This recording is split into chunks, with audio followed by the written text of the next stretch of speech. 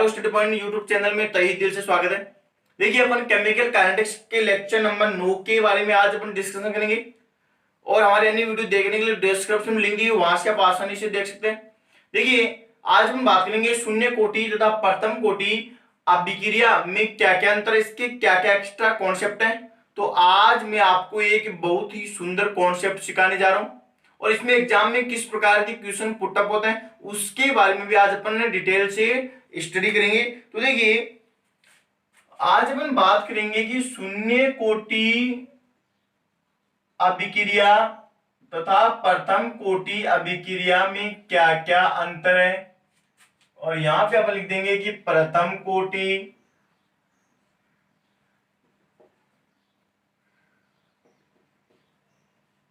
ये देखिए अपन पीछे शून्य कोटि तथा प्रथम कोटि अभिक्रियाओं के बारे में डिटेल से अध्ययन किया था और इसके लिंक डिस्क्रिप्शन में दी गई, वहां से आप क्लियर कर सकते हैं। तो यहाँ पे आप देखिए कि इसका जो पहला पॉइंट अपन बात करने जा रहे हैं कि शून्य कोटि के लिए वेग नियम समीकरण क्या होगी और प्रथम कोटि के लिए वेग नियम समीकरण क्या होगी। तो यहाँ पे आप देखिए कि शून्य कोटि अभिक्रिया का वेग है तो लिख देंगे कि वेग स्मॉल r इक्वल टू, यहाँ पे क्या अपन जानते हैं वेग नियतांक है और ये a अभिकारक की सांद्रता है और शून्य कोटि बोल रहे हैं तो इसकी घातांक कितनी है, शून्य हो जाएगी। तो यहाँ पे आप बोल सकते हैं कि शून्य कोटि अभिक्रिया का वेग अभिकारक की सांद्रता से अप्रभावित रहता है, अर्थात इसकी सांद्रता पे डिपेंड ही नहीं करता है। इसके लिए देखिए इसके लिए अपन बात करते हैं तो यहाँ पे वेग हो जाएगा वेग यानी कि स्मॉल r इक्वल टू वेग स्थिरांक और यहाँ पे अभिकारक की सांद्रता की घातांक कितनी है, 1 है, क्योंकि प्रथम कोटि तो 1 हो जाएगा। तो यहाँ पे जो अभिक्रिया का वेग है ये अभिकारक की सांद्रता पर निर्भर कर रहा है, जबकि यहाँ पर अभिक्रिया का वेग अभिकारक की सांद्रता पर निर्भर ही नहीं करता है।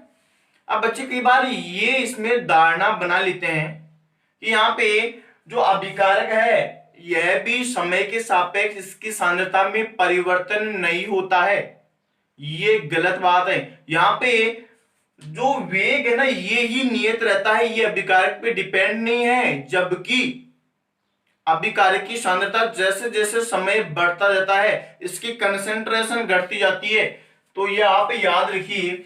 अब देखिए अपने इस वेग और इसके अभिकारक की सांद्रता के मध्य ग्राफ बनाते हैं तो हमारे पास किस प्रकार का ग्राफ आता है, यहाँ पे आप देख सकते हैं। मान लीजिए मैंने शून्य कोटि अभिक्रिया का वेग यहाँ पे रख दिया है और यहाँ पे मैं जो अभिकारक है इसकी घातांक 0 है, तो इसमें ग्राफ इस प्रकार का आता है। क्योंकि ये जो अभिक्रिया का वेग है ये अभिकारक पे डिपेंड नहीं है। आप देख सकते हैं पहले इसकी जो कंसंट्रेशन थी इतनी थी, मान लीजिए इस बिंदु पे मान लेते हैं, उसके बाद में इसकी इतनी बड़ी, तो जैसे जैसे ये आगे जाता जा रहा है आप देख सकते हैं इसकी सांद्रता तो बढ़ती जा रही है, साइड में इसकी कंसंट्रेशन बढ़ रही है, लेकिन जो अभिक्रिया का वेग है वह नियत है, वह न तो बढ़ता है वो नहीं घटता है, ये आपको याद करना है। इसके बाद देखिए प्रथम कोटि में अपन बात करेंगे, इसमें ग्राफ बनाते हैं। तो देखिए जो यहाँ पे इसका वेग है ये किसके समानुपाती है, ये अभिकारक की सांद्रता के समानुपाती है। तो यहाँ पे लिख देंगे अभिकारक की सांद्रता इसकी पावर 1 है और यहाँ पे प्रथम कोटि अभिक्रिया का वेग यहाँ पे लिख दिया मैंने। इसमें देखिए समानुपाती का निशान, इसका मतलब है यहाँ पे अभिकारक की सांद्रता बढ़ती है तो इसका वेग भी यहाँ पर बढ़ रहा है, आप देख सकते हैं। यदि अभिकारक का वेग घटेगा तो ये अभिक्रिया की दर है वो भी घटती है, सॉरी यहाँ पे अभिकारक की सांद्रता घटती है तो ये भी घटेगा। यदि इसकी सांद्रता बढ़ेगी तो ये भी बढ़ेगा। इसका मीनिंग ये है कि समानुपाती का मतलब यदि यह बढ़ रहा है तो इसका वेग भी बढ़ता है, यानी कि इसकी दर भी बढ़ती है। और यहाँ पे आप देख सकते हैं कि पहले इसकी कंसंट्रेशन मान लीजिए इतनी थी, इस पे मैं इस एक्स पे लंब डाल रहा हूं और इस एक्स पे लंब डाल रहा हूं। यहाँ पे देखिए यहां से इतनी चली गई है और यहाँ पे इतनी चली गई है, और जैसे मैं आगे यहाँ पे बात करता हूं तो इस पे अपन लंब डालते हैं तो आप देख सकते हैं इसकी सांद्रता जैसे बढ़ती है अभिक्रिया का वेग यानी कि इसकी दर भी बढ़ती है। तो ये हमें यहां से एक इंपॉर्टेंट पॉइंट हाथ लगाए और यहां से सीधा सीधा क्वेश्चन एग्जाम में पूछा जाता है और अपन कंफ्यूज हो जाते हैं। इसमें कंफ्यूज होने की सबसे इंपॉर्टेंट पॉइंट है कि इसमें जो अभिक्रिया का वेग है ये नियत रहता है, सांद्रता पे डिपेंड ही नहीं है, जबकि जो इसकी कंसंट्रेशन है तो समय के सापेक्ष घटती जाती है। तो इसमें यहाँ पे अपन लिख देंगे नोट में आप देखिए कि शून्य कोटि अभिक्रिया के लिए शून्य कोटि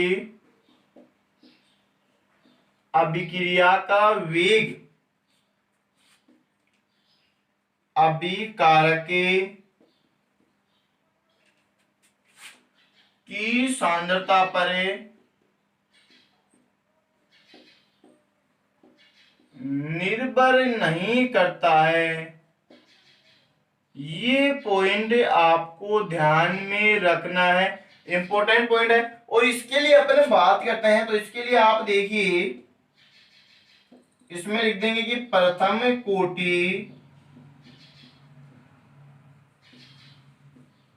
अभिक्रिया का वेग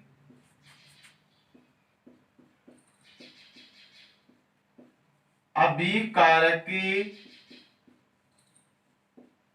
की सांद्रता के समानुपाती होता है, यानी कि अभिकारक की सांद्रता पर निर्भर करता है। ये पॉइंट हमें यहां से स्पेशल पॉइंट मिले। तो पहला पॉइंट तो हमारा ये हो गया है। अब आप आगे देखिए दूसरे पॉइंट के बारे में अपने बात करते हैं। अपनी शून्य कोटि अभिक्रिया तथा प्रथम कोटि अभिक्रिया के समाकलित वेग के बारे में अपन ने अध्ययन किया था, तो वो समीकरण अपन यहाँ पर बनाते हैं। तो देखिए शून्य कोटि के लिए अपन ने लिखा था कि A T equal to minus K T और ये हो जाएगा प्लस ए जीरो, यानी कि ये एटी क्या है, ये टी समय पर अभिकारक की सांद्रता है। यहाँ पे क्या अपन जानते हैं वेग स्थिरांक या वेग नियतांक है और टी समय है। यहाँ पे ए जीरो ये टी इक्वल टू शून्य समय पर अभिकारक की सांद्रता है। अब देखिए यहाँ पे अपन एटी और यहाँ पे समय में ग्राफ बनाते हैं तो हमारे पास किस प्रकार का ग्राफ आता है ये अपन देखेंगे। और यहाँ पे आप देखिए ये जो हमारी इक्वेशन है यानी कि ये समीकरण है ये किस में मिल रही है कि y equal to M X plus C में मिल रही है। तो यहाँ पे m अपन जानते हैं m है ढाल है यानी कि स्लोप है। x पे अपन किसको मान रहे हैं, x पे अपन समय को मानेंगे। और यहाँ पे जो ये k है ये k किसके बराबर है, ये ढाल के बराबर है। तो ढाल कैसी है, नेगेटिव है। और यहाँ पे a जीरो है ये अंतःखंड यानी कि c अंतःखंड के बराबर है। तो अपन 80 और समय में अपन ग्राफ बनाते हैं। तो आप देख सकते हैं यहाँ पे इसमें इस प्रकार का ग्राफ आता है हमारे पास। यहाँ पे अपन मान लेंगे t समय पर अभिकारक की सांद्रता और यहाँ पे हो जाएगा समय। तो देखिए डाल नेगेटिव है तो यहाँ पे अपन ने डाल नेगेटिव बना दिए। और इसका अंतःखंड कितना है, इसका अंतःखंड अपन जानते हैं, ये देखिए इसका अंतःखंड हो गया है ए जीरो, यानी कि यहां से यहां तक इसका अंतःखंड है। और जो इसकी डाल है वो कितनी है, डाल अपन लिख देंगे कि डाल यानी कि tan theta equal to minus K. याद रखिए वेरी वेरी इंपॉर्टेंट पॉइंट है, पूछ लेता है कई बार एग्जाम में, सीधा सीधा पूछा जाता है। तो यहाँ पे हमें डाल अपन आसानी से बता सकते हैं। अब देखिए बच्चे पूछते हैं कि सर डाल यहाँ पे नेगेटिव क्यों आ रही है, क्योंकि डाल नेगेटिव बताने का यहाँ पे आप बता सकते हैं कि डाल पॉजिटिव है या नेगेटिव। इसका बहुत ही सिंपल तरीका है। देखिए आप जो अपने लाइन यहाँ पे खींची है इस पे आप अक्ष के सापेक्ष एक लाइन और खींच दीजिए और आप इस कोण को मापिए। यदि ये कोण 90 डिग्री से कम है तो डाल पॉजिटिव होगी और यदि 90 डिग्री से ज्यादा है तो डाल नेगेटिव होगी। तो यहाँ पे देखिए ये कोण है ये 90 से ज्यादा है तो यहाँ पे डाल कैसे होगी, नेगेटिव होगी। तो अपन यहाँ पे लिख देंगे कि जो ए जीरो है यह क्या है, यह अंतःखंड खंड है, इंटरसेप्ट और यहाँ पे के अपन जानते हैं, और 80 टी समय पर सांद्रता है, और अपन लिख देंगे कि टेन थीटा यानी कि ढाल, ढाल यहाँ पर कितनी प्राप्त हो रही है, ढाल इक्वल टू माइनस के, यानी कि ये किसके बराबर है, ये वेग स्थिरांक के बराबर है। अब अपन बात करते हैं प्रथम कोटि के लिए, तो इसका जो समीकरण क्या आता है, यहां पे आप देखिए ये हो जाएगा log 80 equal to minus K T upon 2.303 plus log A zero. तो ये इसका समाकलित वेग समीकरण अपन ने पीछे पढ़ा था। अब देखिए यहां पर ये भी इस समीकरण से मिल रहा है y equal to minus M X plus C, और यहाँ पे c क्या अंतःखंड है, तो अंतःखंड, तो ये तो हमारा अंतःखंड हो गया है। और यहाँ पे जो ग्राफ अपन बनाएंगे ये log 80 वर्सेज समय के मध्य अपन बनाएंगे। और देखिए यहाँ पे जो एक्स एक्स पे अपन रखेंगे टी को, तो ये एक्स एक्स पे हो जाएगा, और यहाँ पे माइनस के अपॉन 2.303 ये हमारा क्या आ जाएगा, ये ढाल हो जाएगा, यानी कि ये स्मॉल एम यानी कि टेन थीटा ढाल हो जाएगा। अब देखिए अपन जो ग्राफ यहाँ पर बना रहे हैं वो ग्राफ बनाते हैं, यहाँ पे अपन ग्राफ की बात करते हैं, तो इसमें किस प्रकार का ग्राफ आता है, तो ग्राफ बनेगा log 80 यानी कि टी समय पर सांद्रता, और यहां पे आ जाएगा समय। अब देखिए यहाँ पे भी जो ढाल है वो नेगेटिव है, ढाल कितनी है, माइनस के अपॉन 2.303, और जो हमारा ग्राफ किसमें है, log 80 और टी के मध्य है, तो ये तो हमारी ढाल नेगेटिव हो जाएगी। तो इसको अपन बोल देंगे ढाल कितनी है, कि ढाल यानी कि tan theta equal to minus K upon 2.303। इसको आप याद रखिए, वेरी वेरी इंपॉर्टेंट पॉइंट है, ये आपको मैंने बहुत ही एक सुंदर कॉन्सेप्ट सिखाया। अब देखिए इसका जो अंतःखंड है, ये अंतःखंड ये कितना है, तो यहां से यहां तक अंतःखंड कितना हो जाएगा, log ए जीरो। तो यहाँ पे ये हमारा अंतःखंड हो गया log ए जीरो। तो देखिए ये आईआईटी में क्वेश्चन आया था कि इस प्रकार के ग्राफ दिए गए थे, ये log 80 वर्सेज समय के मध्य है, और ये 80 वर्सेज समय के मध्य है। तो यहाँ पे log में ग्राफ है और यहाँ पे सिंपल 80 में ग्राफ है, तो इसको आप आसानी से पहचान जाओ कि log में होगा तो ये प्रथम कोटि का ग्राफ होगा, और यदि ये 80 सिंपल 80 में होगा तो यहाँ पे शून्य कोटि का ग्राफ होगा।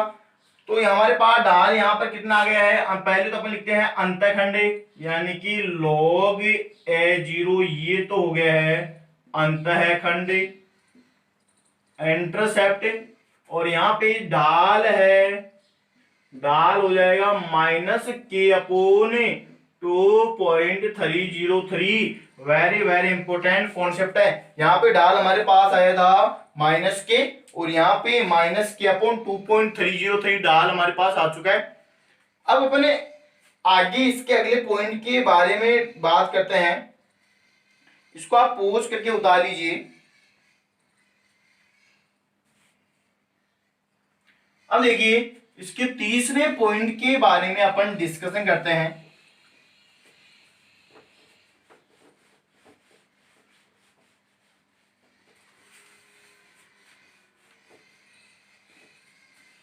आपको दो अच्छे कॉन्सेप्ट और बताएंगे जिससे एग्जाम में सीधे क्वेश्चन आते हैं, रटने की जरूरत ही नहीं है, कॉन्सेप्ट को सीखिए।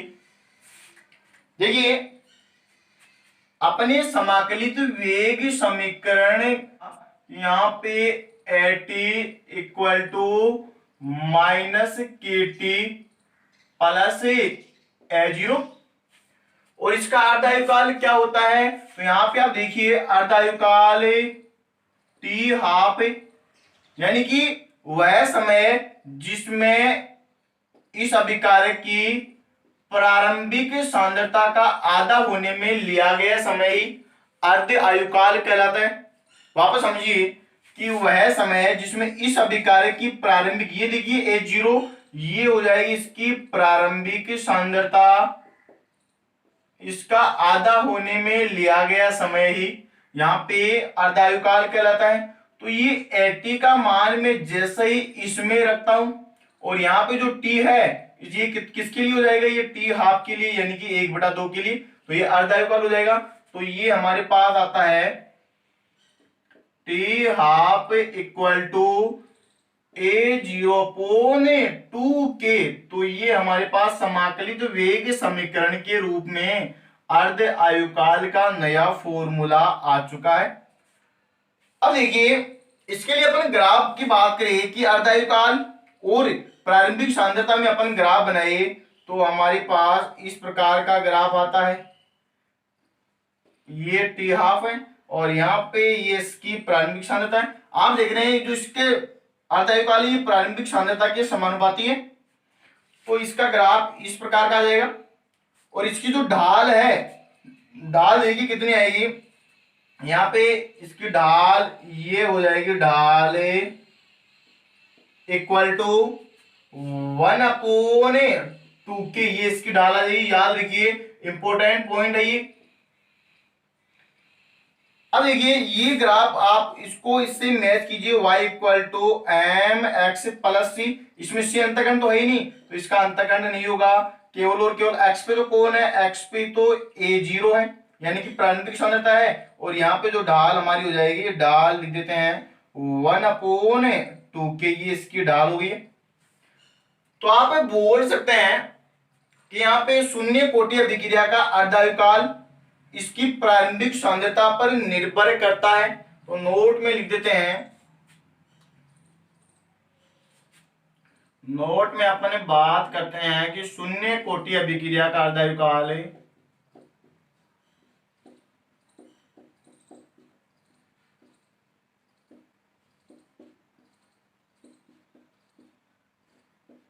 अभिक्रिया का अर्ध आयुकाल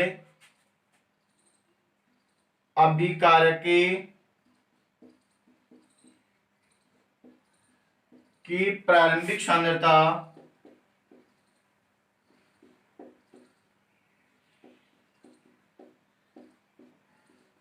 A0 पर या प्रारंभिक सांद्रता के समानुपाती होता है या इस पर निर्भर करता है। ये हमारा कॉन्सेप्ट है। इसके प्रथम कोटि के लिए अपन बात करेंगे तो देखिए इसके लिए हमारा जो फॉर्मूला आ जाएगा K equal to K equal to 2.303 और यहाँ पे K लोग प्रारंभिक सांद्रता अपोने अंतिम सांद्रता, यानी कि T समय पर सांद्रता। अब देखिए ये फॉर्मूला कैसे आया, ये फॉर्मूला हम आपको बता देते हैं कि हमने पीछे ये फॉर्मूला पढ़ा था कि log AT equal to minus KT upon 2.303 plus log A0। तो इस पूरी वैल्यू को मैं इस साइड में लेके आता हूं और इस वैल्यू को मैं इस साइड में लेके जाता हूं। तो देखिए क्या आ जाएगा, माइनस KT अपॉन 2.303 और यहाँ पे ये माइनस में हो जाएगा तो अपन इसको इस प्रकार लिख सकते हैं, log A0 minus log AT। तो इसको अपन क्या लिख देंगे, इसको अपन इस प्रकार भी लिख सकते हैं कि log प्रारंभिक सांद्रता अपोन अंतिम सांद्रता। तो यहां से ये वैल्यू हमारे पास आ चुकी है। अब देखिए इसके लिए अर्धायुकाल की अपने बात करें तो अर्धायुकाल वो ही हो जाएगा कि वह सांद्रता, वह समय जिसमें अभिकारक की प्रारंभिक सांद्रता की आधी हो जाती है। और इस वैल्यू को मैं यहां पर पुट करता हूं तो इसमें ये देखिए अर्धायुकाल के लिए तो अपन भी इसको हाफ कर देंगे। तो इसको अपन जैसे ही सोल्व करेंगे तो हमारे पास ये आता है half equal to 0.693 upon K। तो ये हमारे पास इसके अर्धायुकाल का नया फॉर्मूला आ चुका है। याद रखिए इंपॉर्टेंट फॉर्मूला है और इसमें हमें ये भी बता रहा है कि प्रथम कोटि अभिक्रिया का अर्धायुकाल इसकी प्रारंभिक सांद्रता पर निर्भर ही नहीं करता है। तो इसमें अपने ग्राफ की बात करें तो देखिए ग्राफ इस प्रकार से बनता है। यहां पर ग्राफ हो जाएगा ये तो अपन ने यहाँ पर अर्ध आयुकाल लिखा है और ये इसकी प्रारंभिक सांद्रता यानी कि A0, तो ये इस पे निर्भर ही नहीं है, तो ये कांस्टेंट हो गए। तो इस प्रकार का इसका ग्राफ आता है। यहाँ पे देखिए इसका ग्राफ एक स्ट्रेट लाइन था, सीधी लाइन थी, लेकिन यहाँ पे जिसका अर्ध आयुकाल है ये इसकी प्रारंभिक सांद्रता पे डिपेंड ही नहीं है, यानी कि ये कांस्टेंट नियत रहता है। इसकी सांद्रता जैसे जैसे बढ़ती जा रही है, इसका जो यहाँ पे ग्राफ है ये कांस्टेंट रहता है, यानी कि अर्ध आयुकाल न तो बढ़ता है न ही घटता है। तो अपन बोलेंगे नोट में क्या लिख देंगे, यहाँ पे प्रथम कोटि अभिक्रिया के लिए नोट में लिखते हैं प्रथम कोटि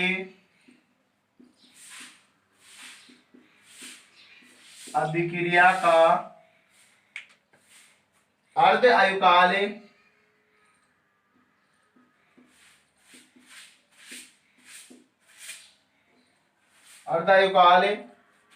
अभिकारक की सांद्रता से स्वतंत्र रहता है, यानी कि अभिकारक की सांद्रता पर निर्भर ही नहीं करता है,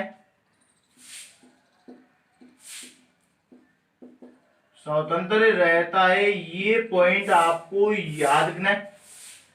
तो ये देखिए 3 पॉइंटों के बारे में अपन ने डिस्कशन कर लिया है। अब अपन इसके लास्ट पॉइंट के बारे में देखेंगे कि शून्य कोटि अभिक्रिया के लिए वेग स्थिरांक की इकाई क्या होती है। तो देखिए हमारे पास जो फॉर्मूला था वो ये था कि मोल प्रति लीटर और यहाँ पे 1 माइनस स्मॉल एन और इंटू 1 अपॉन समय, यानी कि इसके बारे में अपन ने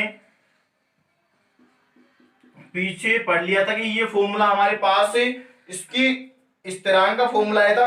अब देखिए शून्य कोटि के बारे में बात करें तो यहाँ पे शून्य कोटि के लिए स्मॉल एन का मान कितना हो जाएगा 0, तो स्मॉल एन इक्वल टू 0। तो जैसे इसमें स्मॉल एन यानी कि 0 रखेंगे तो ये फॉर्मूला हमारे पास के की इकाई आ जाएगी मोल प्रति लीटर इंटू 1 अपॉन टाइम, या अपन इसको इस प्रकार भी लिख सकते हैं, यहां पे हो जाएगा कि मोल प्रति लीटर। जैसे अपन इसको ऊपर आएंगे तो ये हो जाएगा इंटू टाइम इनवर्स, तो ये इसकी इकाई आ चुकी है। अब देखिए यहाँ पे प्रथम कोटि के लिए स्मॉल एन का मान कितना होगा 1 होगा, क्योंकि प्रथम कोटि है तो यहाँ पे स्मॉल एन का मान 1 है, तो इसमें अपन 1 रखेंगे।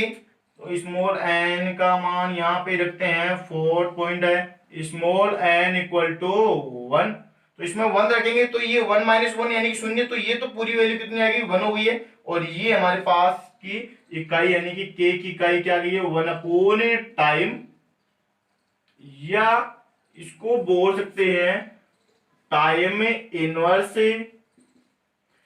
या ऐसा भी पूछ सकता है कि सेकंड इनवर्स, या यहाँ पे मिनट इनवर्स भी पूछ सकता है। तो